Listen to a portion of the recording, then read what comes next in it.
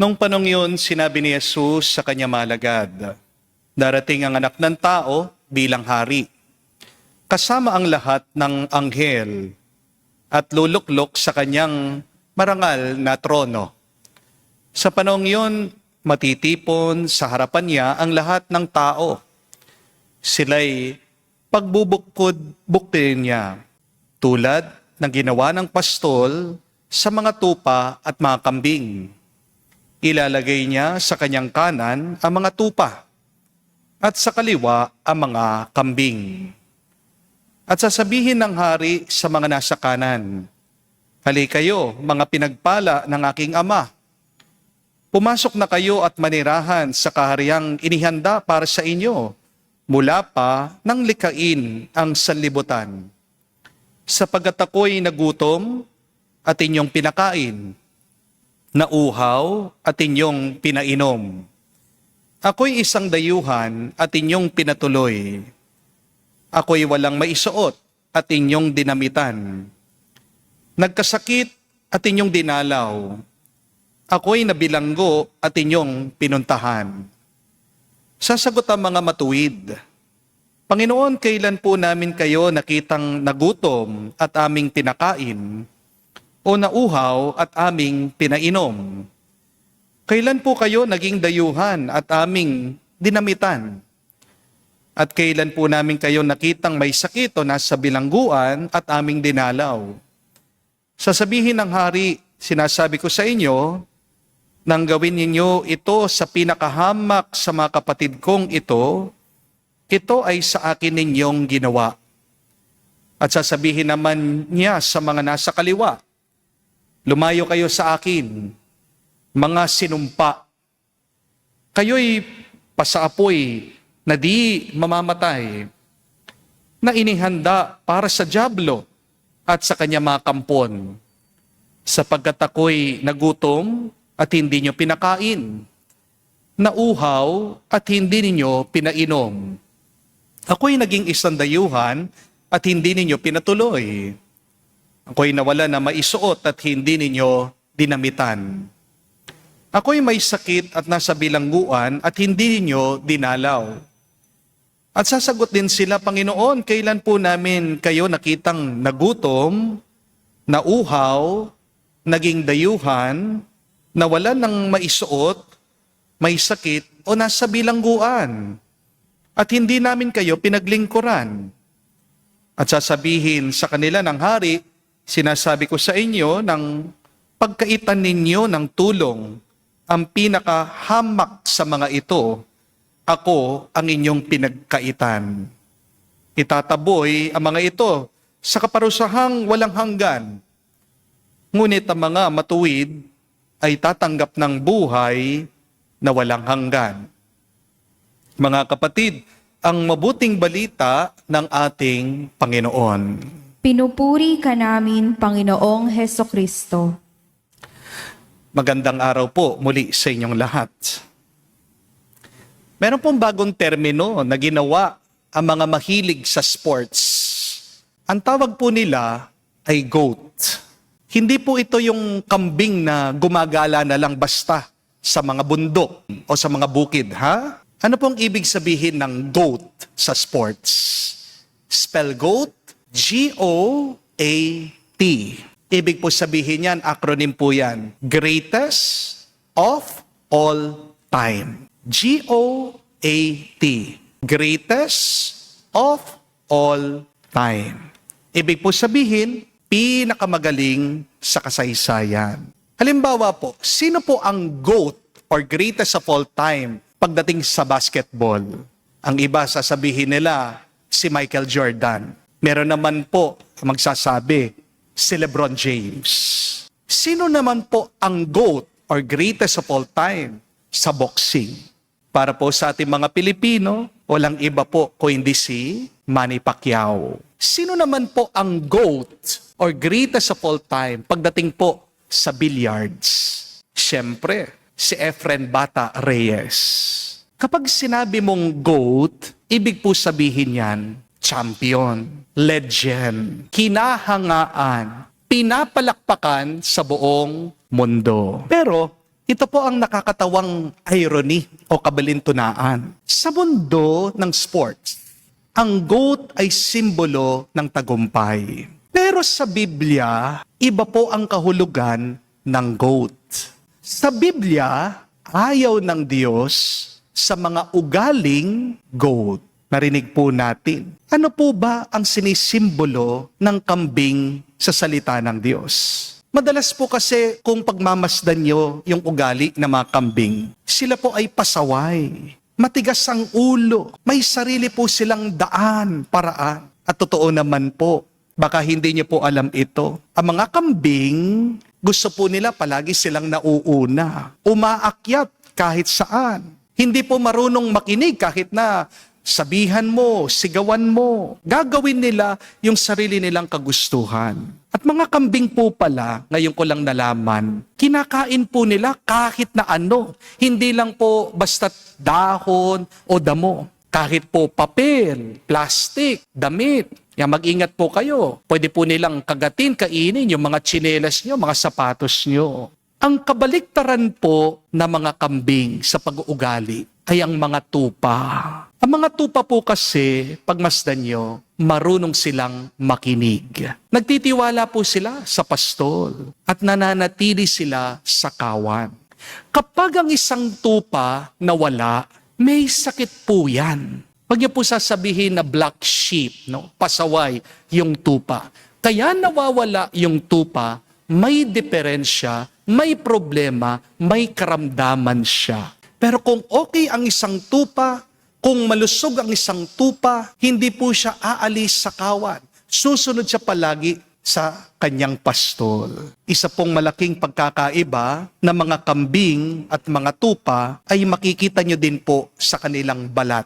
Baka hindi nyo rin po alam, sabi po ng mga nag-aalaga ng mga kambing ito, yung buhok po ng kambing, hindi daw po nila magamit-gamit yan. Kasi agad daw po nalalagas, nasisira. Ang pakinabang lang daw po ng kambing ay yung kanyang laman. Pero ang mga tupa, kapag kumakapal po yung kanilang balahibo, yan po yung tinatawag nating wool. Nagagamit po yan pagdating sa ating mga damit o kaya naman po sa mga tela. Kaya dito nyo po makikita yung dalawang klase ng pag-iisip or mindset. Yung ugaling kambing, ugaling tupa. Goats are consumers. They are also destroyers. But sheep, on the other hand, are producers. They are followers. Let's admit, my dear friends, that in life sometimes we have a goat-like mentality. We react to everything. We consume everything. We chase everything that is not necessary. But happiness belongs to those who learn the discipline of the sheep. Sa Ebanghelyo po, narinig natin, pinagpapala daw ng Diyos yung mga kamuka na mga tupa. Sino ang mga taong may pag-iisip ng tupa? Sila yung marunong makinig at sumunod sa Diyos. Habang sa kaliwa naman daw po, doon po dadalhin yung mga ugaling kambing. Sila naman yung mga tao na matitigas ang ulo, matitigas ang puso. Naririnig na nga ang pangangailangan ng kapwa, binabaliwala pa rin. Mag-ingat po tayo, mga kapatid. Maaaring ikaw ang GOAT or the greatest of all time sa iyong career. Pero kung wala naman ang Diyos sa iyong buhay, mapapagod ka rin. Amen? Maaaring ikaw ang GOAT pagdating sa negosyo. Mayaman ka, kumikita ka. Pero kung wala naman ang banal na espiritu, wala kang kapayapaan, kulang pa rin. Maaaring pinapalakpakan ka ng ibang tao, kilala ka, sikat ka. Pero kung hindi ka nagmamahal at nagmamalasakit, kapatid, hindi ka makakauwi at makakapasok sa kaharian ng Diyos. Kaya nga po, mga kapatid, magandang maging GOAT, oo, pagdating sa ating mga talento. Pero mas mabuti bandang huli ang magkaroon ng pag-uugali ng isang tupa sa ating mga puso. Yes, it is good to become the greatest of all time when it comes to our talents and our abilities. But please, be like a sheep in your heart, in your following to God. Dahil ang mga kambing umaakyat kahit saan. Pero ang mga tupa, sila po ang nakakauwi sa tahanan. Bakit? Meron silang sinusundan na mabuting pastol. Aminin po natin mga kapatid, mas madalas kamukha natin ang mga kambing kaysa sa mga tupa. Kapag sinabi ng Diyos sa iyo, magpatawad ka na. Ano yung sagot ng iba sa atin? Lord, pwede po bang mauna siya na humingi ng tawad sa akin? Unfair po. Siya po yung nakasakit sa akin eh. Kapag sinabi ng Diyos sa iyo, magpakumbaba ka. Yung iba sa atin, agad sumasagot. Pero Lord, ako yung tama eh. Alam ko na tama yung ginawa ko, mali siya. Minsan, sinasabi ng Diyos sa iyo, magtiwala ka sa akin. Habang yung iba, sasagot naman, Lord, ang tagal ko na nagtitiwala sa iyo. Bakit wala pa rin yung aking hinihintay, yung aking pinagdarasal? Magandang tanungin ang ating mga sarili. Ano ba ang aking pag-uugali? Mas kamukha ko bang mga kambing? O ninanais ko, sinusubukan kong maging isang tapat na tupa ng Diyos? Ang mga kambing po kasi, independent. Pero ang mga tupa, dependent. And my dear friends, remember, in the spiritual life, salvation is not about independence from God. But if you want to be spiritual, if you want to be alive, if you want to be happy and at peace, always be dependent on God. Hindi kahinaan po ang pagsunod sa Diyos. Ito ay ang tunay na karunungan. At kapag marunong ka, ikaw ay magtatagumpay. Hindi lang sa buhay na ito, hanggang sa buhay na walang hanggan. Amen? Dahil sa huling araw, hindi naman po tayo tatanungin ni Lord kung gaano tayo katalino, kung gaano karami ang pera na ating naipon, kung ano ang darating natin sa estado natin sa buhay dito sa mundo. Ang tanong lang po ng Panginoon, pagkatapos ng lahat, simple lang, nakinig ka ba ng mabuti sa akin? Nagmahal ka ba ng tunay? Sumunod ka ba sa aking mga kautusan? Mga kapatid, ang tupa naliligtas, hindi dahil malakas siya. Ang tupa naliligtas dahil malapit siya sa pastol. Kaya ngayon pong araw, huwag tayong maging kambing. Huwag tayong gumawa ng sarili nating daan. Maging tupa tayo. Sana marunong tayong makinig sa tinig ni Kristo. Dahil ang tupa na sumusunod sa mabuting pastol, hindi siya mawawala at makakauwi siya sa kaharian ng Diyos sa magpa sa walang hanggan. Amen.